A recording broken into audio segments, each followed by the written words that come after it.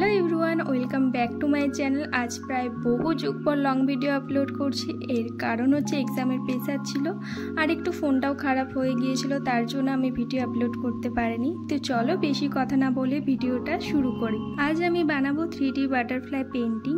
আর এই পেন্টিংটা বানানোর জন্য আমি এখানে রাউন্ড শেপের এমডিএফ বোর্ড নিয়ে নিয়েছি। প্রথমে আমি বোর্ডটির উপর কালার করে নেব। কালার করার জন্য আমি এখানে অ্যাক্রিলিক কালার ব্যবহার করেছি। হোয়াইটের সাথে একটু স্কাই কালার মিক্স করে কালারটা করে নিয়েছি। তারপর কালারটি শুকিয়ে গেলে স্কেচ পেনের সাহায্যে যে পেন্টিংটি করব ভেবেছিলাম সেটি আমি এঁকে নিয়েছি। যেহেতু আমি এখানে 3D বাটারফ্লাই করব, তার জন্য আমি প্রজাপতির একটি ডানা আর একদিকে ফুল এঁকে নিয়েছি। আমি এখানে ওয়ালপুটটি ইউজ করব। তোমরা এটি যে কোনো হার্ডওয়্যার শপে পেয়ে যাবে, আমার এটি বাড়িতেই ছিল। তো ওয়ালপুটটির পেস্টটা বানানোর জন্য আমি কি ইউজ করেছি তোমরা দেখে নাও। প্রথমে একটি পাত্রে 2 থেকে 3 চামচের মতো ওয়ালপুট, তারপর নিয়েছি 2 চামচ ফেভিকল আর একটু হোয়াইট অ্যাক্রিলিক কালার। তারপর অল্প অল্প করে জল নিয়ে ভালোভাবে মিক্স করে নেব।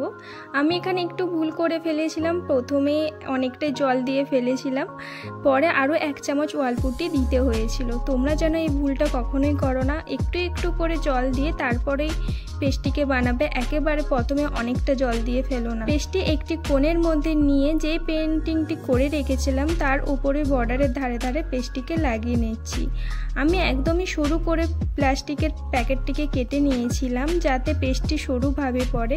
তোমরা একটা জিনিস খেয়াল রাখবে যাতে পেস্টটি খুব পাতলা বা বেশি ঘন না হয়ে যায়। তোমরা যেরকম ভিডিওতে দেখতে পাচ্ছ পেস্টটি আমি যেইভাবে বানিয়েছি তোমরা সেইভাবেই বানাবে। তারপর বাটারফ্লাইটি ভালোভাবে শুকিয়ে গেলে কালারটা করা স্টার্ট করে ফেলবো। তোমরা এখানে তোমাদের মনের মতো কালার করতেই পারো। আমি এখানে সি গ্রিন কালারটি করে নেব। আর এই কালারটি আমার খুবই ভালো লাগে, তাই আমি এই কালারটা করব ভেবেছি। আর এই কালারটি বানানোর জন্য পার্সিয়ান ব্লু আর একটু গ্রিন কালার মিক্স করলে এই কালারটি তৈরি হয়ে যায়। কালারটি ভালোভাবে শুকিয়ে গেলে আমি গোল্ডেন কালারটি নিয়ে প্রজাপতির যে ধারে ধারে বর্ডারটা করেছি তার উপর কালারটি ভালোভাবে করে নেব। পুরোপুরি ড্রাই হয়ে গেলে আমি কিছু বিডস আর কিছু স্টোন ইউজ করব। আর তোমাদের কাছে যদি স্টোন বা বিডস না থাকে তোমরা স্কিপ করতে পারো, এতেও এই 3D পেন্টিংটি খুবই সুন্দর লাগবে। আশা করি আমি তোমাদের এই পেন্টিংটি কিভাবে বানালাম ভালোভাবে বুঝাতে পেরেছি। যদি তাও তোমাদের কোনো জায়গায় বুঝতে অসুবিধা হয় আমাকে কমেন্টস করো, আমি তোমাদের সব কোশ্চেনের অ্যান্সার দিয়ে দেব। আজকের ভিডিওটি যদি তোমাদের ভালো লেগে থাকে অবশ্যই একটি লাইক ও কমেন্ট করে যেও। আর আমার চ্যানেলটিকে সাবস্ক্রাইব করে বেল আইকনতে ক্লিক করতে একদম ভুলো না, যাতে আমার চ্যানেলে কোনো ভিডিও আসলে সবার আগে তোমাদের কাছে পৌঁছে যায়।